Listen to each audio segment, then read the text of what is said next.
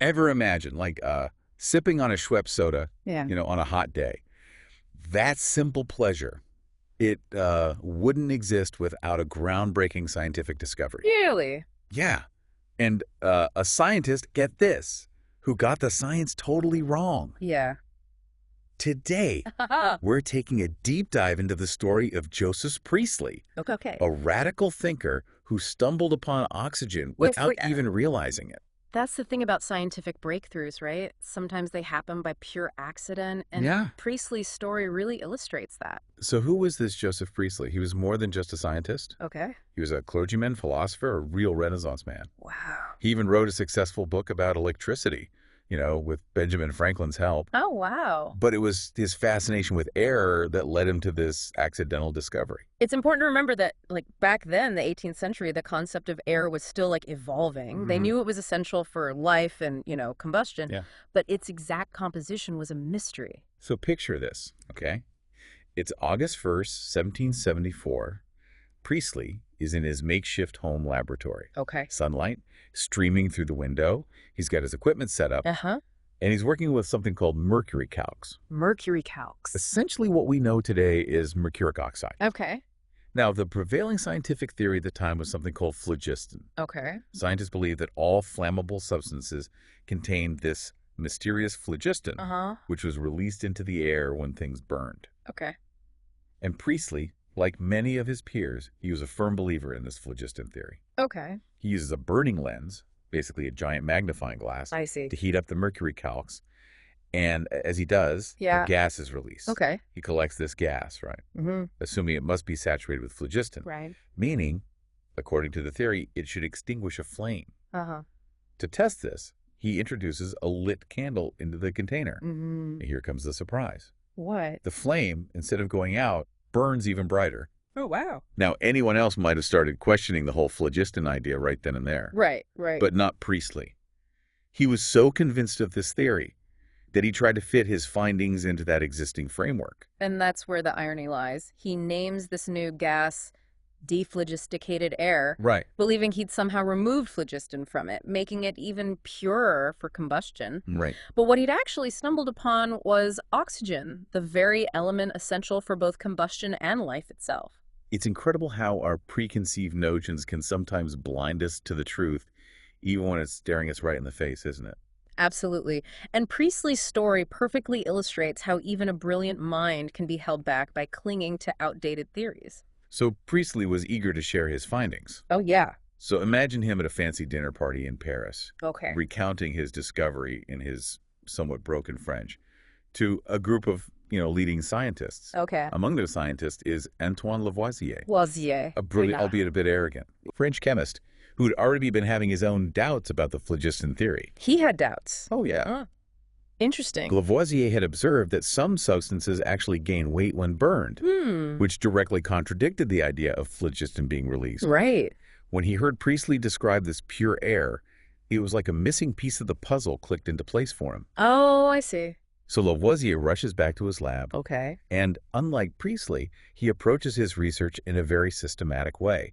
He conducts a series of meticulous experiments with this dephlogisticated air. Okay.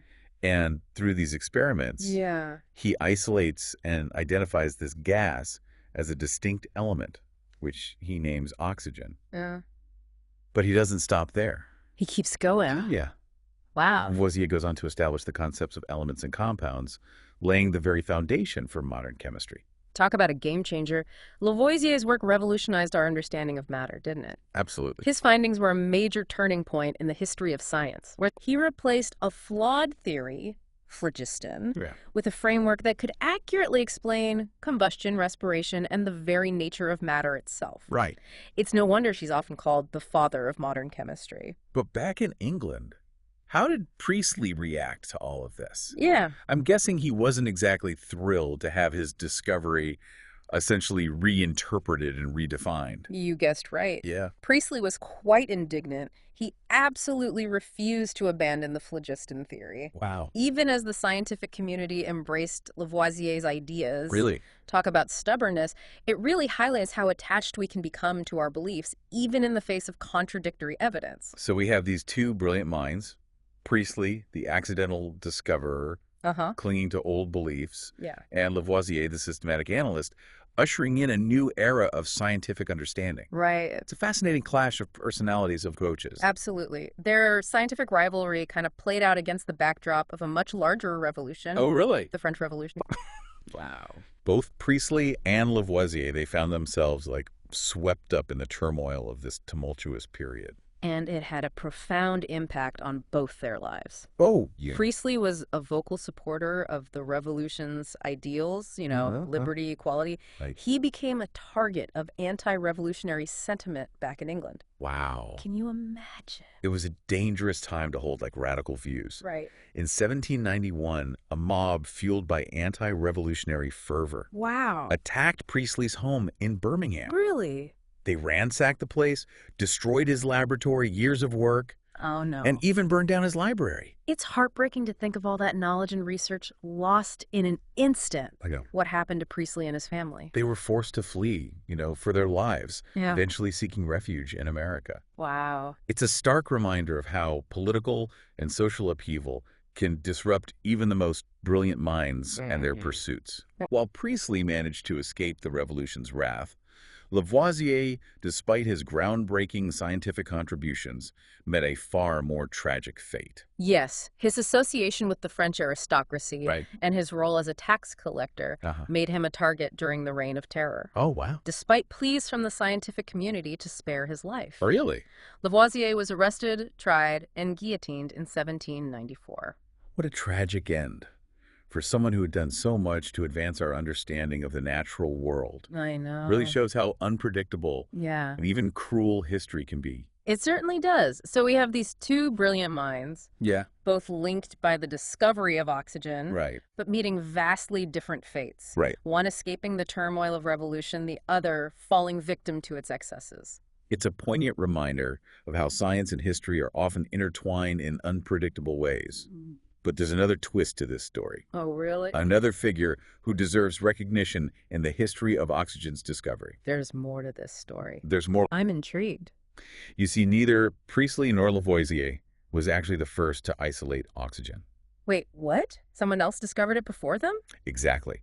A Swedish chemist named Carl Wilhelm Scheele Okay. had actually isolated and described oxygen, Wow. or fire air, as he called it, Uh-huh. a few years before Priestley.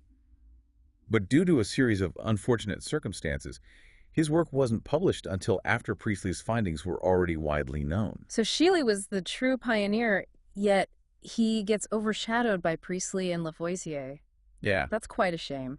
It highlights the complexities of scientific discovery. Right. Sometimes multiple individuals are working on the same problem independently, and recognition often comes down to timing, communication, Right. and a bit of luck. It makes you wonder how many other unsung heroes there are in the history of science. Yeah. People whose contributions have been overlooked or overshadowed. Absolutely. There are countless examples of brilliant minds whose work went unrecognized in their lifetime. It's a reminder to look beyond the familiar names and narratives and explore the full spectrum of scientific history. Speaking of looking beyond the familiar case, let's shift our focus back to Joseph Priestley. Okay. He may have gotten the science of oxygen wrong, Right. and he wasn't the first to isolate it, but his contributions extend far beyond that one discovery. Yeah. This guy was more than just a scientist. Uh-huh. He was a true intellectual rebel.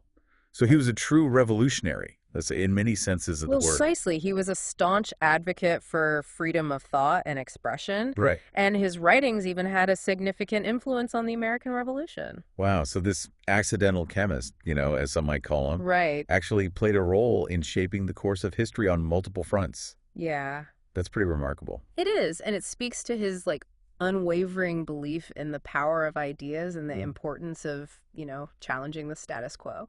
It makes you think what other facets of his life and work are waiting to be rediscovered and reevaluated. It's an invitation to dig deeper, Yeah. to look beyond the surface Right. and appreciate the complexities of historical figures like Priestley. So what can we, as 21st century listeners, take away from this deep dive into Joseph Priestley's life and work?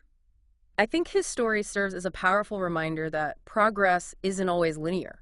It's full of twists and turns, Yeah. and sometimes even flat out mistakes. It also highlights the fact that Scientific discovery isn't always a neat and tidy process.